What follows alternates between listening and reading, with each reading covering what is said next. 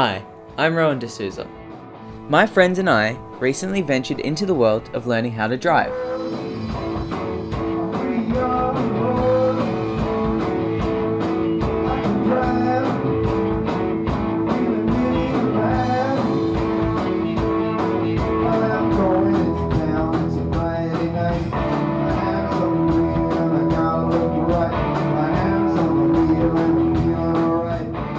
Welcome to I'm on the road! Yeah!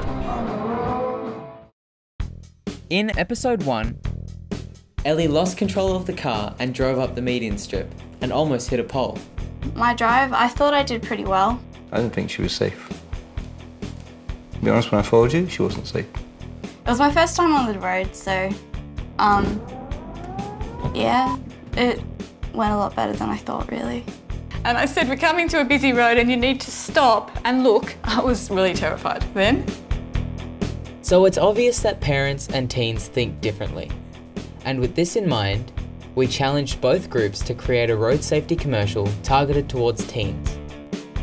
We were there to create an ad for road safety and awareness on the roads. Coming in, I had no idea what kind of ad we were going to make, but as we continued talking about it, became much more clear of what we were going to do. You could be, you know, driving in the right lane, going the right speed, but then there could be so many other people just causing damage to everybody. And there could be damage to houses or other buildings, really sort of life-threatening stuff. I think getting all ages, ideas, and it would get even though I haven't driven or anything, I'm still in the back seat. So I still get affected by people being pushy and stuff, even though I'm not the one that's driving. What about also having one of those yellow signs with the kids crossing the road? And that also said a similar thing, like stop, think about the children or that sort of stuff. So yeah, I think talking about this ad made us more aware, and hopefully people watching the making of the ad would also become more aware. We've got a car that's driving on a road and he sees a stop sign, so he's like, OMG, I have to stop now. What do we learn in art class? Yeah, I remember the process. It was quite fun drawing all the little scenarios on paper with stick figures and everything. Kind of took the horror out of it and just made it quite fun. Crossing the road then, and then they have happy driver, you know, just normal driver, and then suddenly thinks, who pays attention to stop signs? Dun, dun, dun, dun, dun, dun, dun.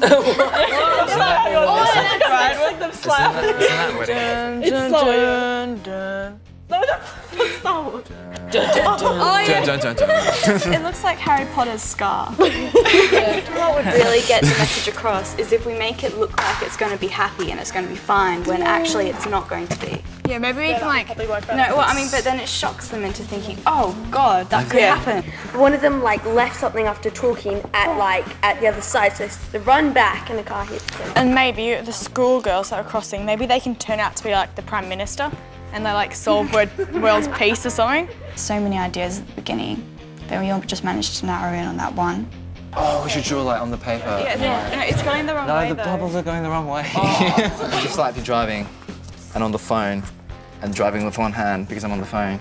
And then there's, further down the road, there's a zebra crossing. And then I see this, I kind of see the stop sign, but I don't really acknowledge it. And then I hit Katie. So how did the adults do? Andrew was guides on what we needed to do. Everybody just coming up with their ideas, putting them down on bits of paper. You're never alone. We're driving the car, and it's a country road, going through the country, just them by themselves. It takes a lot to shock a teenager, especially even now. It takes a lot to shock a teenager. Possibly. Well, because they have risk-taking behavior. They're teenagers. So, if we're going to talk to them about stopping risk-taking behavior, then we have to start talking about consequence. What is the consequence of their risk-taking behavior? Death. Well, already I can see it's a lot more serious and a lot more technical about their approach. You're invulnerable at that age. You don't think about that. You don't think about accidents, death, destruction. You're in the moment. In my sort of age group, have this thing about teenagers are all risk-taking behaviour, right? I don't agree with it. I would say 98% of the youngsters I take out are quite rational and wouldn't really get involved in any risk-taking behaviour. I think a lot of teenagers think it's not going to happen to them. Yeah, like, that is used a lot, like, talking about the consequence. If you keep telling them about a consequences, it's just going to feel like a lecture and they're going to doze off and be really bored and stuff. It's that type of tone that makes most teenagers tune out. I don't know how else you could influence teenagers to stop taking those risks without talking about the consequence. The teens, they're lateral thinking, right? The adults are like horses with blinkers on, you know, preconceived ideas. I think they become a different person when they get that license. That piece of paper which tells them, you know, I've done it all, I have to work hard, I have to do the right thing. Till then, Shock is one of the biggest things to get through to their minds. Shock. You know, bloody bodies and death. Things like that. That does shock. Like they wear those iPods or whatever, but it's getting the message to them, however you drive, like even if they're safe on the road, there are other people who are unsafe. Yes. Well, I mean, it's not only teenagers that wear earphones. I mean, other people wear earphones too. When I'm on the road all the time, I find the worst risk takers are between 35 and 50 and very angry. So here it is, the adult road safety commercial.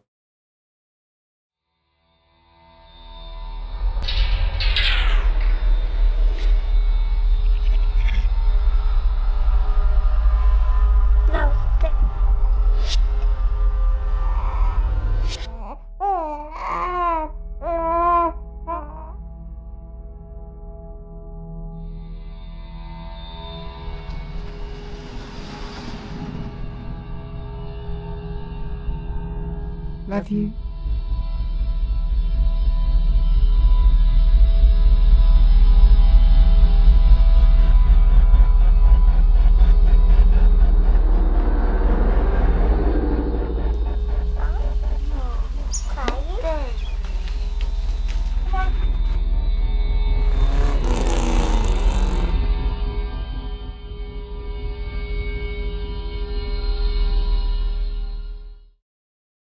So what did we think? Yeah, it's good, I guess. Was that the parental one? Yeah.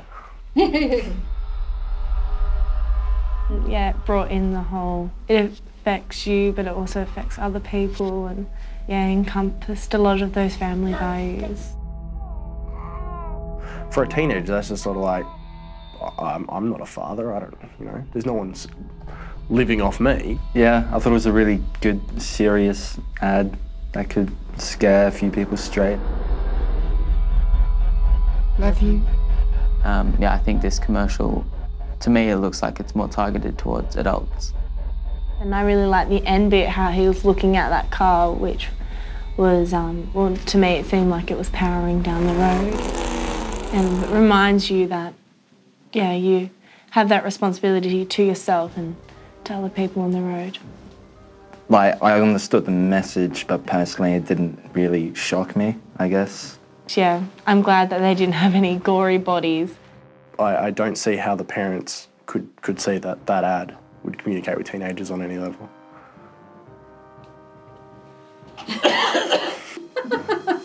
What type of question? Yeah. We created teenagers.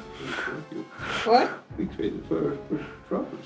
No, you created for the teenagers. Did we? Yeah. Remember you said we need to shock the teenagers. That was your dream. In high school, we get showed those kind of ads. They're on TV. They are everywhere. And not even that, it's not even directed at us. It's those very dark, doom and gloom ads that, you know, we're constantly receiving, and they are the ones that are becoming cliched. They are just, oh yes, here we go. The drink driving ads. They're becoming more and more gruesome every time you turn on the TV. We know not to drink and drive. We've heard it 1,000 times. I don't want to watch another ad. I don't know. I guess it's hard to shock us these days than it would have been 10, 20 years ago. Looks like the adults missed their target audience. Us. But how did we do? Roll the tape.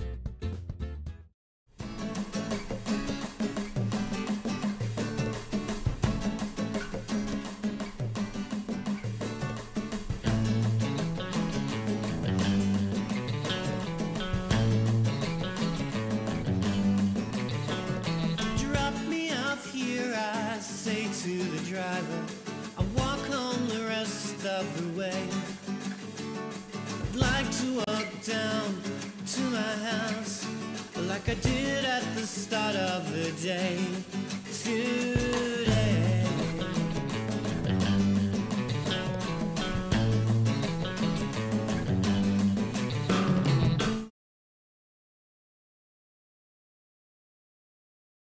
Yeah, I can definitely see how a teenager created that. Like you could tell that was definitely targeted for the younger people. I get the whole sense of freedom.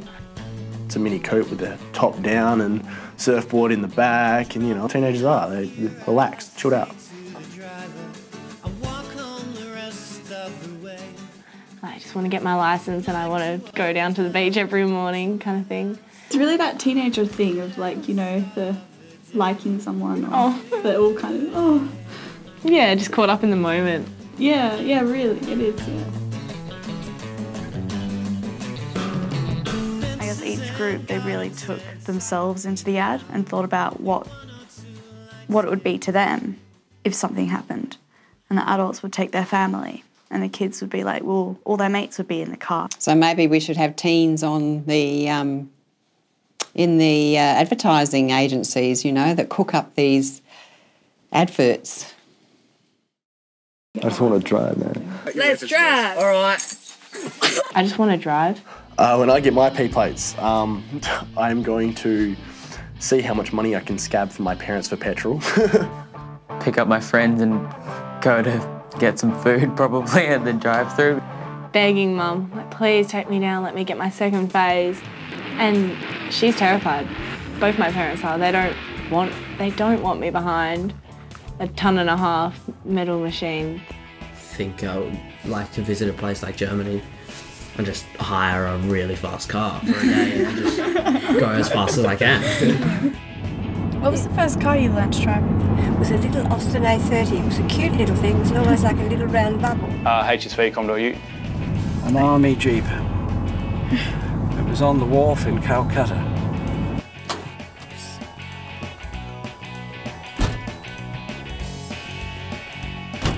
And we built a big engine for it, had a smooth engine bay, it was wheel tubbed. It went 1090s out the drags. Oh, maybe just double check that your door's properly shut. Slam it a bit. It did. And then lock the door behind you. They've been known to open. Dream car, this will be the car that I hopefully will retire with someday, is an old, in between either the 69 or the 71 Mustang Fastback. My dream car would probably have an extremely good sound system.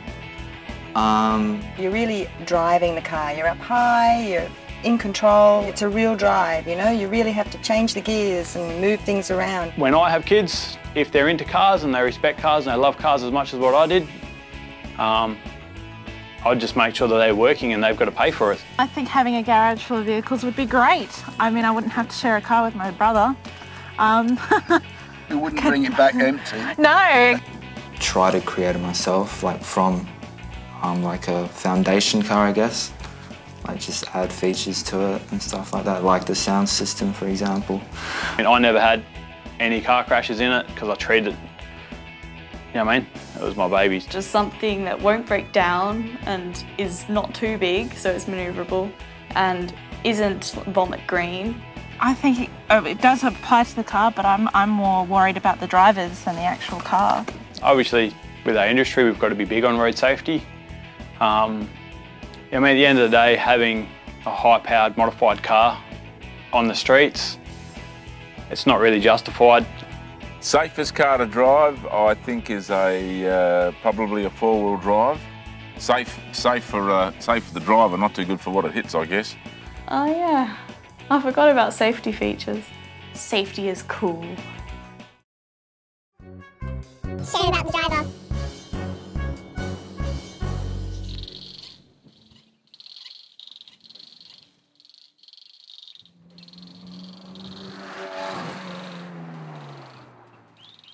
Cool car. Oh my god, cool car guy.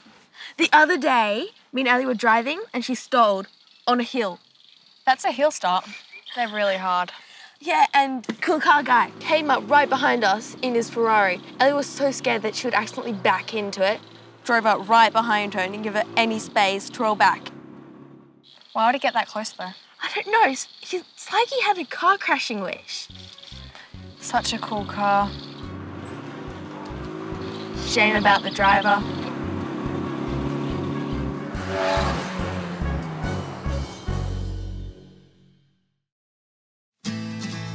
We decided to have a debate for four-wheel drives on the road or not. Teams prepared to present the point of view they were given with no compromise. Should four-wheel drives be allowed on the road? Yeah. Yeah. What do we think? Yes. Yes. Yes? Yeah. Okay. I think it's just unnecessary to have a big car for most people unless you go camping a lot or have, like, 4 kids or something. Maybe you're restricting who can have them. That you actually have to have a legitimate Four-wheel drive license. 4x4 four-wheel drives, they're just amazing vehicles. You can do so many extra things with them, such as camping. You can go to many places anywhere in Australia. Unless you want to walk, it'd be a lot easier to get a four-wheel drive, drive along the beach and find a good spot in the dunes. What you say about four-wheel drives is true. They do offer a lot of extra benefits, just like trucks or buses or anything like that you need a special license for. I suggest that we get special licenses for four-wheel drives, that way we don't have unnecessary ones on the road any longer, and only people that actually want to go off-roading and camping will have a four-wheel drive now. Well, I don't like being behind big four-wheel drives, like ever, on the freeway or at traffic lights or, I don't know, anytime, just because you can't see around them, you can't see what's in front. Like, you just have really, a big vision blot. Especially in parking lots, when you're trying to park behind a four-wheel drive, you can't see around them, you have to actually back out a little bit. That's why you can actually go out and buy extendable side mirrors. But why would you have to invest in an extendable side mirror just because someone else is driving a four-wheel drive? Well, if you've got a problem, then don't park there. But what if the point is that the roads are designed for small cars and four-wheel drives are just a little bit too big? Well, what if you can't go on the road? You need to get through bush and say a two-wheel drive. You can't get through it. You'll get bogged so easily. And that's why you need a four-wheel drive. I guess you're allowed to have a four-wheel drive if you're not going to use it off-road, but why would you?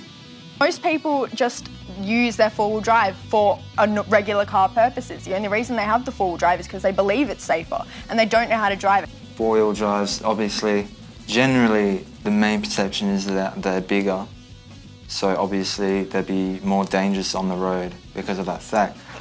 Again, with another car, a smaller car, if you hit a smaller car, you're not going to be okay. The smaller cars, you may be fine in the four-wheel drive, but the smaller car's not going to be okay.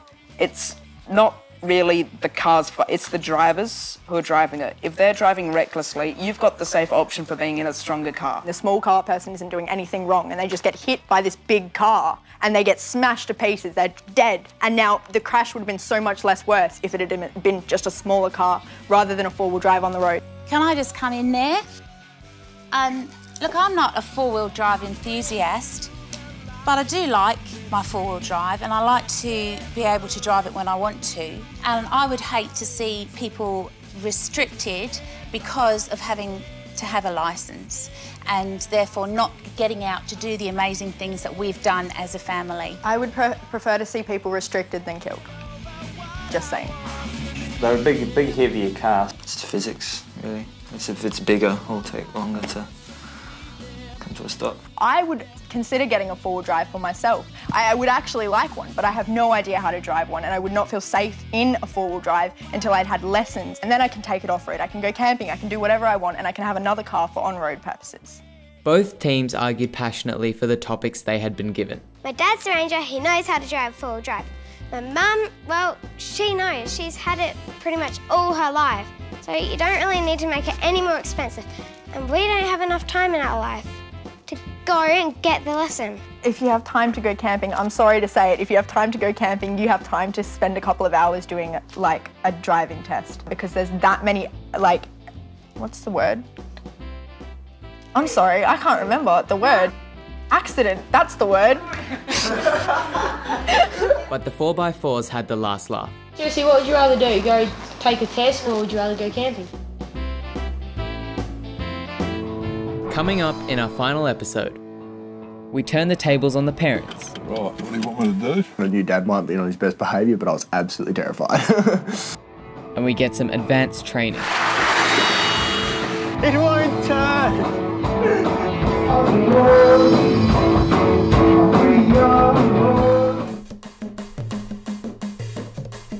I mean, I don't drive around with lots of friends, kind of playing loud music and chatting and, you know, hanging out the window, and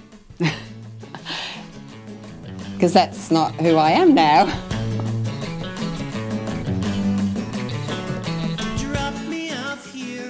I think it was different for the fact that it was cheery the whole way through the ad.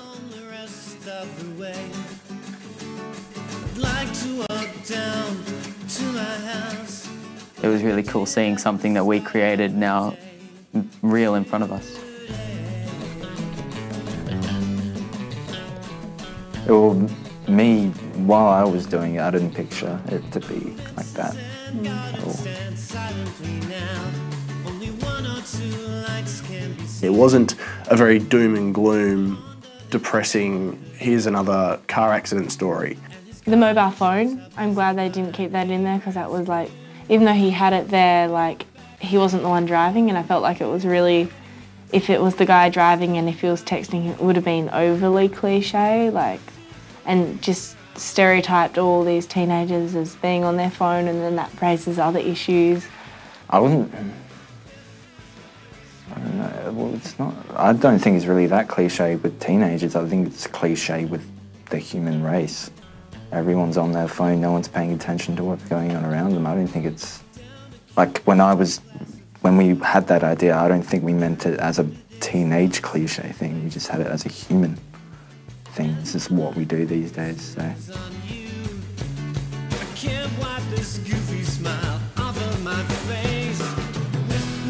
Blowing and rustling the curtains, I lay down my